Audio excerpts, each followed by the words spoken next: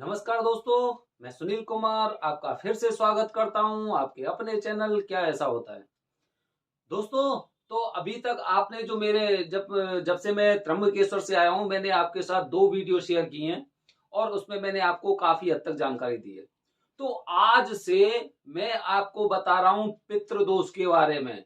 पितृदोष की पूजा कैसे होती है, कहां पर इसकी पूजा करानी चाहिए, ये एक बेसिक जानकारी मैं आपको दे रहा हूं।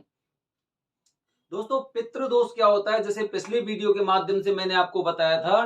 पितृदोष एक ऐसा दोष है जो कुंडली के प्रभाव से आपको पता नहीं चलता है। हर इंसान को इस धरती पर, इस पृथ्वी पर जितने इंसान हैं, सबको पितृदोष की पूजा करानी चाहिए, अवश्य करानी चाहिए।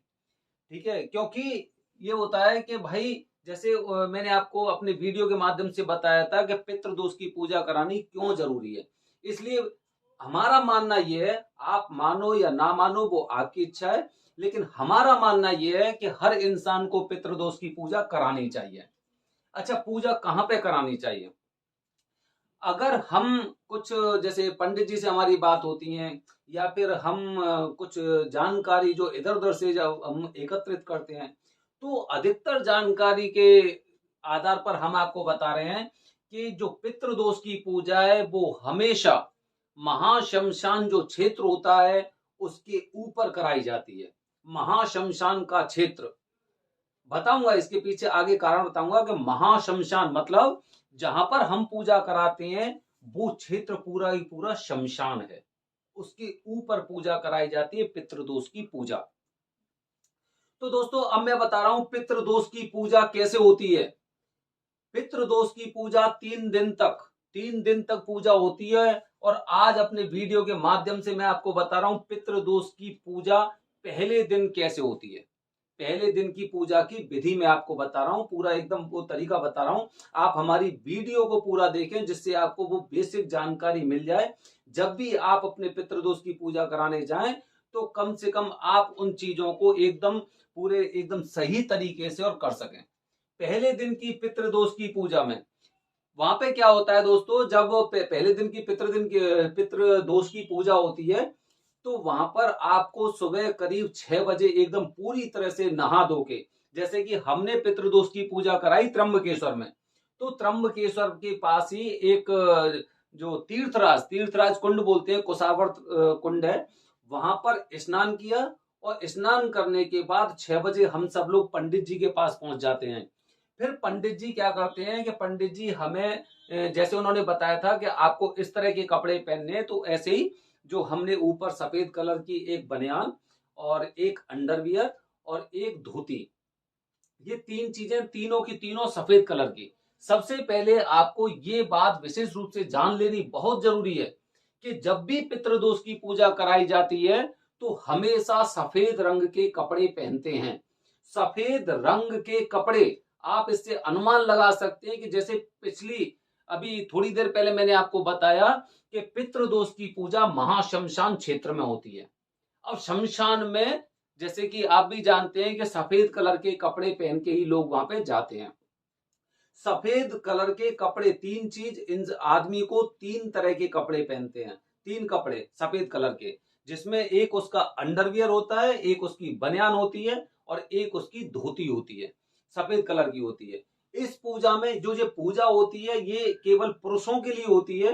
वो अलग बात है कि इस पूजा में जो महिलाएं होती हैं, उनकी पत्नियां होती हैं, उनको शामिल किया जाता है, लेकिन वो एक आंशिक रूप से आप मान सकते हैं, क्योंकि पितृदोष होता है वो पुरुषों के ऊपर होता है। तो सफेद रंग के कपड़े पहन के, सफेद कपड़े पहन के हम सुबह 6 बजे तैयार हो जाते हैं।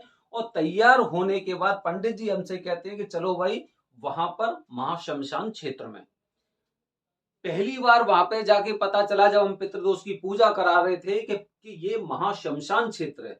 मतलब नीचे की जो भूमि है वो पूरी पूरी शमशान था, उसके ऊपर वो कमरे बना रखे हैं और वहां पर पूजा करवाई उन्होंने। तो अब पूजा कैसे कैसे होती है, किस तरह से होती है, वो मैं बता रहा हूं। बेहद जरूरी जानकारी है, आप वीडियो को कंटिन्यू देखते रहें। सबसे पहले षष्ठी के जो जनक हैं, षष्ठी के जनक, पितृदोष की पूजा के पहले दिन की पूजा के बारे में आपको बता रहा हूं। सबसे पहले जो जो सृष्टि के जनक हैं भगवान ब्रह्मा जी, उनकी एकदम पूरे विधि विधान से पूजा कराई जाती है, क्योंकि ये माना जाता है कि इस सृष्टि पर जो भी चर अचर चीजें हैं वो सारी सारी ब्रह्मा जी के द्वारा बनाई हुई हैं, ब्रह्मा जी से पैदा हुई हैं। इसलिए सबसे पहले जो जिनसे उत्पत्ति होती है सबसे पहले उनकी पूजा कराई जाती है।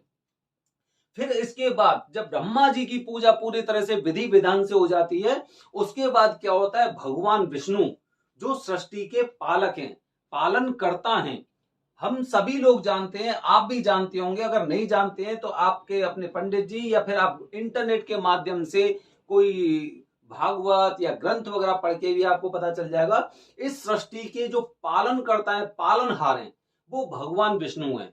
तो फिर उनके बाद उनकी पूजा होती है, क्योंकि जो हमारे पितृ हैं, पितृ की उत्पत्ति भी वो ब्रह्मा जी के द्वारा हुई है, उनका पालन हुआ है वो भी भगवान विष्णु ने किया है। फिर इसके बाद जब ब्रह्मा जी की और भगवान विष्णु जी की पूजा हो जाती है, उसके बाद भगवान शिव की पूजा होती है। कहते हैं ना कि जैसे कि डेस्ट्रॉय ऑफ यूनिवर्स, इस प्रकृति के, इस सृष्टि के संहार करता, उनकी पूजा होती है कि भाई इस पृथ्वी लोक को छोड़कर जब वो गए हैं तो भगवान शिव की मर्जी से गए हैं, ये लोगों की मान्यताएं होती हैं। भगवान शिव की पूजा होती है। अब जब ये तीनों देवताओं की पूरा पूजा हो जाती है तो अब सोचिए अब किसकी पूजा होगी उसके बाद, क्योंकि तीनों देवताओं को तो हर इंसान जानता है कि किस किस की पूजा होती है, लेकिन तीन के बाद अभी कुछ और भी बाकी है, अभी कुछ और भी बाकी है इस पूजा में, जिनकी पूजा एकदम विधिवत तरीके से और उसी तरह से की जाती है जैसे भगवान शिव और भगवान ब्रह्मा जी और भगवान विष्णु भगवान की पूजा हुई है। उसी तरह से ये तीन देवताओं की पूजा होती है, और इसके बाद जो तीन देवता की पूजा और होती है वो हम आपको बताने वाले हैं अपने अगले वीडियो में। क्योंकि कारण ये हुआ है कि अभी मेरी जो वीडियो वो करीब 7 साढ़े 7 मिनट की हो चुकी है, और जब लोग टाइम देखते हैं उसमें, तो जब वो देखते हैं कि भाई ये तो 10 मिनट की, 12 मिनट की, 14 मिनट की हो गई ना, तो उसके बाद क्या करते हैं कि वो लोग उस वीडियो को स्किप कर देते हैं।